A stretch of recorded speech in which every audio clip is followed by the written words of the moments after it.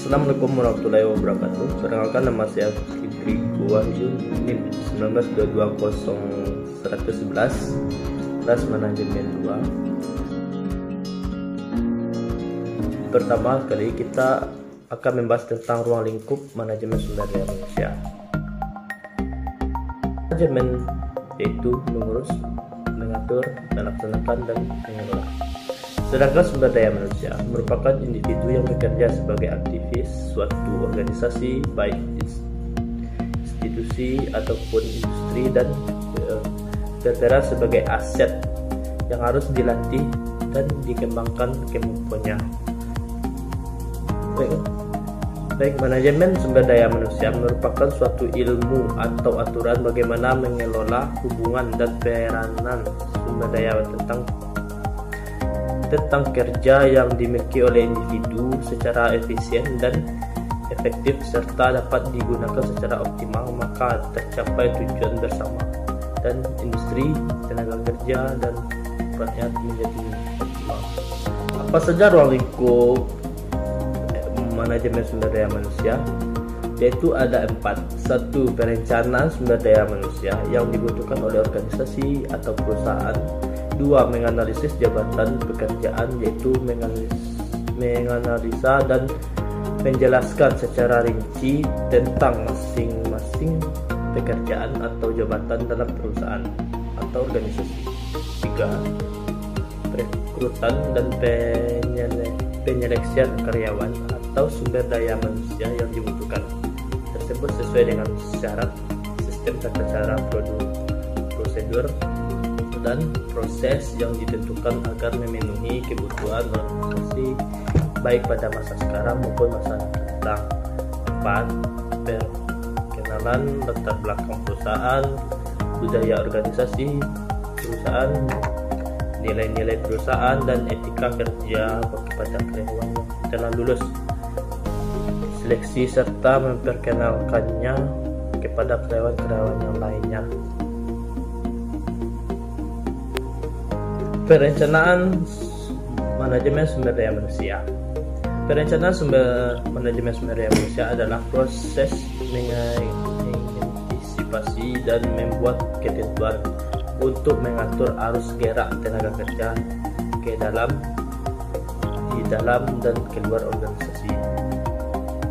Pasti penting dong, karena perencanaan manajemen sumber daya manusia bertujuan untuk menentukan kualitas dan kuantitas karyawan yang akan mengisi semua jabatan dalam perusahaan untuk menjamin tersedianya tenaga kerja masa kini maupun masa depan, sehingga setiap pekerjaan yang mengerjakannya untuk menghindari terjadinya mismanagement dan tumpang tindih dalam pelaksanaan tugas. Perencanaan ini juga sangat penting karena memiliki dimensi yang luas. Hal yang terpenting beberapa pada tingkat utamanya, yakni suatu tingkat perorangan, 2 tingkat organisasi, 3 tingkat nasional. Selanjutnya, analisis pekerjaan dan analisis tenaga kerja. Analisis adalah aktivitas yang terdiri dari serangkaian kegiatan seperti mengurai, membedakan, memilah suatu untuk dikelompokkan kembali menurut kriteria tertentu, dan kemudian dicari kaitannya lalu ditafsirkan maknanya. Analisis pekerjaan adalah menganalisis dan mendesain pekerjaan apa saja yang harus dikerjakan, bagaimana pekerjaannya, dan mengapa pekerjaan itu harus dilakukan. Sedangkan analisis tenaga kerja merupakan pendukung yang berada dalam usia pekerjaan. Menurut Undang-Undang Nomor 13 Tahun 2003 Bab 1 Pasal 1 Ayat 2 disebutkan bahwa tenaga kerja adalah setiap orang yang mampu melakukan pekerjaan guna menghasilkan barang atau jasa baik untuk memenuhi kebutuhan sendiri maupun kebutuhan masyarakat. Jadi, analisis tenaga kerja merupakan analisis tentang si pekerja atau karyawan. Bagaimana dia bekerja, bagaimana sikap dia dalam bekerja, apa kemampuannya dalam bekerja, dan lain-lain. Selanjutnya, penarikan tenaga kerja. Penarikan tenaga kerja adalah proses pencarian dan pemikat para calon karyawan yang mampu untuk melamar sebagai karyawan. Proses mendapatkan sejumlah calon tenaga kerja yang berkualitas atau jabatan atau pekerjaan untuk di lingkungan suatu organisasi atau perusahaan. Tujuan penarikan tenaga kerja adalah untuk memenuhi kebutuhan tenaga kerja sesuai dengan persyaratan yang ditentukan suatu pekerjaan. Proses penarikan tenaga kerja: A. Menentukan dasar rekrutmen. B. Menentukan sumber rekrutmen. Ada dua pembagian penentuan sumber rekrutmen, yaitu sumber internal, karyawan yang akan mengisi lowongan kerja diambil dari dalam perusahaan, dan sumber eksternal, karyawan yang akan mengisi lowongan kerja diambil melalui rekrutmen dari sumber-sumber tenaga kerja dari luar perusahaan. 5. Seleksi tenaga kerja. Seleksi adalah proses pemilihan dari sekelompok pelamar atau orang-orang yang memenuhi kriteria seleksi untuk peringkat yang tersedia berdasarkan kondisi yang ada saat ini yang dilakukan oleh perusahaan. Seleksi adalah proses indikasi dan pemilihan orang-orang dari sekelompok pelamar yang paling cocok atau yang memenuhi syarat untuk suatu jabatan atau cara tertentu. Tujuan seleksi tersebut diantaranya menjamin perusahaan memiliki karyawan yang tepat untuk suatu jabatan atau pekerjaan, memastikan keuntungan investasi SDM perusahaan, mengevaluasi dalam perselisihan dan prestasi pelamar sesuai minat, memperlakukan pelamar secara adil dan menjelaskan diskriminasi, memperkecil tindakan buruk karyawan yang seharusnya tidak diterima. Langkah-langkah proses seleksi: terima surat lamaran, ujian, wawancara, tes latar belakang dan surat referensi, evaluasi kesehatan. Wawancara kedua dengan atasan langsung, keputusan atasan. Penetapan dan program orientasi. Penempatan merupakan penugasan kembali dari seorang karyawan pada sebuah pekerjaan baru. Tujuan mendapatkan pegawai adalah untuk menempatkan orang yang tepat dan jabatan yang sesuai dengan minat dan kemampuannya, sehingga sumber daya manusia yang ada menjadi produktif. Setelah memperkerjakan para karyawan, biasanya perusahaan menyelenggarakan program orientasi formal. Program orientasi karyawan baru adalah program yang bertujuan memperkenalkan tentang kehidupan sosial, budaya, dan lingkungan kerja di sekitar kerja. Selanjutnya, pemutusan hubungan kerja. Pemutusan hubungan kerja atau PHK adalah pengakhiran hubungan kerja antara perusahaan dengan pekerja yang terjadi karena berbagai sebab. Penyebab terjadinya PHK adalah beberapa alasan. 1. Selesainya perjanjian kerja waktu tertentu. 2. Pekerja melakukan kesalahan berat. 3. Pekerjaan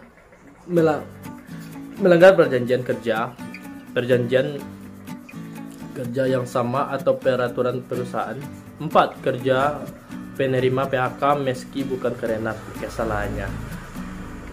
5. PHK massal karena perusahaan rugi, force majeure atau melakukan efisiensi. 6. Peliburan, penggabungan, perubahan status. 7. Pekerja meninggal dunia. 8. Pekerja mangkir 5 hari atau lebih dan telah dipanggil 2 kali secara patut. 9. Pekerja sakit berkepanjangan. 10. Pekerja memasuki usia pensiun. Kompensasi bagi pekerja yang di PHK: uang pasokan, uang penghargaan masa kerja, uang ganti rugi, uang pisah. 8. Pengembangan tenaga kerja dan kompensasi. Pengembangan tenaga kerja yang bekerja pada organisasi atau perusahaan harus menguasai pekerjaan yang menjadi tugas dan tanggung jawabnya. Untuk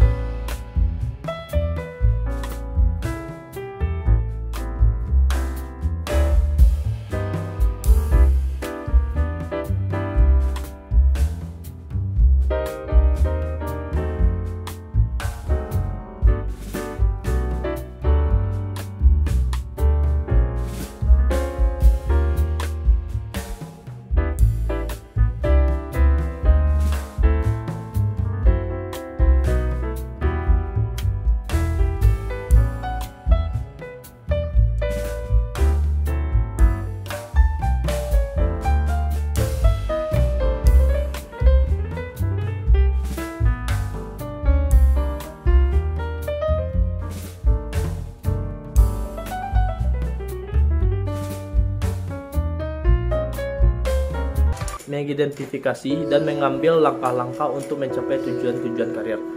Selanjutnya, ada karir tanpa batas, yaitu jabatan yang tidak ada batasnya, jabatan yang terus meningkat. Contohnya seorang kepala sekolah yang menjadi wakil bupati, terus dia menjadi bapak bupati, setelah itu dia menjadi gubernur. Selanjutnya, motivasi, prestasi, dan produktivitas kerja. Motivasi adalah mendorong gairah kerja bawahan agar mereka mau bekerja keras dengan memberikan semua kemampuan dan keterampilannya untuk mewujudkan tujuan organisasi. Bentuk-bentuk motivasi: 1. Kompensasi bentuk uang, penghargaan dan pengendalian, penetapan pola kerja dan efektif kebijakan. Prestasi adalah hasil kerja yang telah dicapai oleh seseorang dari pelaksanaan tugas serta segala tingkah laku kerjanya dalam melaksanakan aktivitas kerja. Produktivitas adalah kemampuan karyawan dalam melakukan pekerjaan dan hasil yang diperoleh berdasarkan sumber daya yang digunakan. Selanjutnya, kepuasan kerja, stres, dan konflik kerja. Kepuasan kerja adalah keadaan emosional yang menyenangkan atau tidak menyenangkan, di mana karyawan memandang pekerjaan mereka fungsi adanya kepuasan kerja. Untuk meningkatkan disiplin bekerja dalam pekerjaan. 2. Untuk meningkatkan semangat kerja dan loyalitas pekerjaan terhadap perusahaan. Stres adalah suatu kondisi ketegangan yang menciptakan adanya ketidakseimbangan fisik dan psikis yang mempengaruhi emosi, proses berpikir, dan kondisi seorang bekerja. Penyebab stres: A. Beban kerja yang berlebihan, B. Tekanan atau desakan waktu, C. Kualitas supervisi yang jelek, D. Iklim kualitas yang tidak aman, E. Wewenang terbatas untuk melaksanakan tanggung jawab, E. F. Frustasi, G. Konflik pribadi dan kelompok, perbedaan antara nilai-nilai perusahaan dan karyawan. Konflik kerja adalah ketidaksesuaian perselisihan dalam pertentangan antara dua orang atau dua kelompok dalam suatu organisasi karena adanya hambatan atau pembedaan komunikasi, prestasi, status, nilai, tujuan, dan sikap. Jika ada konflik, sebaiknya lebih mempersatukan para anggota organisasi, mendatangkan kehidupan baru di dalam hal tujuan serta nilai organisasi. Adanya pergantian manajer yang lebih cakep, bersemangat, dan bergagasan baru. Selanjutnya, budaya perubahan pengembangan organisasi. Budaya organisasi adalah karakteristikas dan pedoman yang dianut oleh para anggota organisasi atau kelompok atau usaha tertentu. Tanpa budaya organisasi yang kokoh, kinerja para anggotanya tidak dapat berjalan secara optimal. Itu sebabnya budaya organisasi menjadi hal yang krusial untuk dimiliki setiap organisasi atau perusahaan. Fungsi budaya organisasi: Satu, perasaan identitas dan menambah komitmen organisasi. Alat pengorganisasian anggota, menguatkan nilai-nilai dalam organisasi, mekanisme kontrol perilaku, dan mendorong dan meningkatkan kinerja ekonomi baik dalam jangka panjang maupun jangka pendek. 6. Menentukan arah organisasi, mana yang lebih dan mana yang tidak boleh. Perubahan organisasi adalah suatu proses di mana organisasi tersebut berpindah dari keadaannya yang sekarang menuju ke masa yang depan yang diinginkan. Untuk meningkatkan efektivitas organisasi, pengembangan organisasi adalah upaya terencana yang dilakukan di tingkat organisasi untuk meningkatkan efektivitas dan memungkinkan organisasi untuk mencapai sasaran strategi. Langkah-langkah pengembangan organisasi: 1. Mengadakan pengkajian. 2. Mengadakan investigasi. 3. Menetapkan perubahan. 4. Menentukan strategi. 5. Melakukan evaluasi.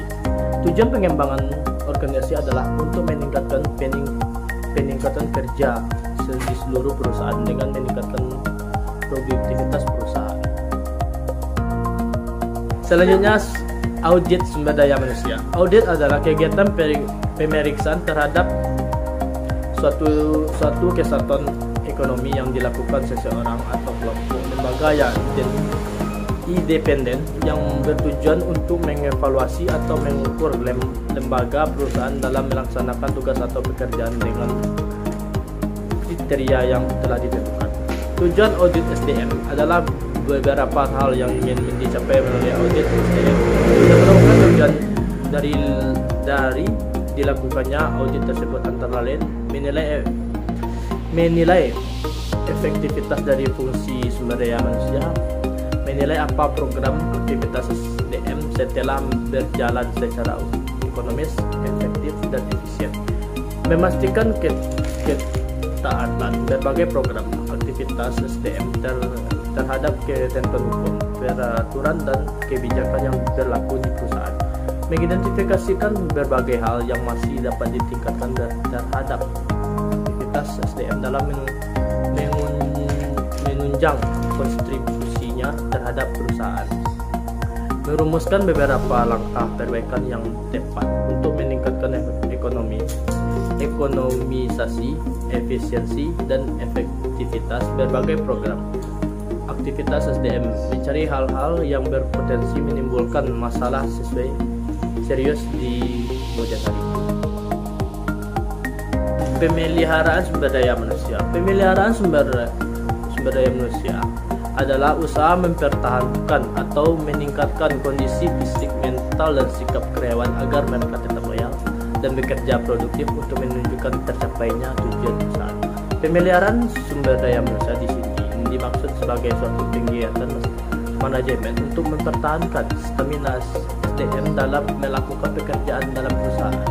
Tujuan pemeliharaan sumber daya manusia untuk meningkatkan produktivitas kerja karyawan, meningkatkan disiplin dan menurunkan absensi karyawan, meningkatkan loyalitas dan menurunkan turn off karyawan, memberikan ketenagaan, keamanan, dan kesehatan karyawan, meningkatkan kesejahteraan karyawan dan keluarganya, memperbaiki kondisi fisik, mental, sikap karyawan, mengurangi konflik serta menciptakan suasana yang harmonis, mengefektivitas pengadaan karyawan. Pemeliharaan keamanan kerja sumber daya manusia pada umumnya pada beberapa faktor yang mendorong suatu perusahaan perlu melakukan pemeliharaan keamanan dan keselamatan kerja, antara lain: A. Kemanusiaan, B.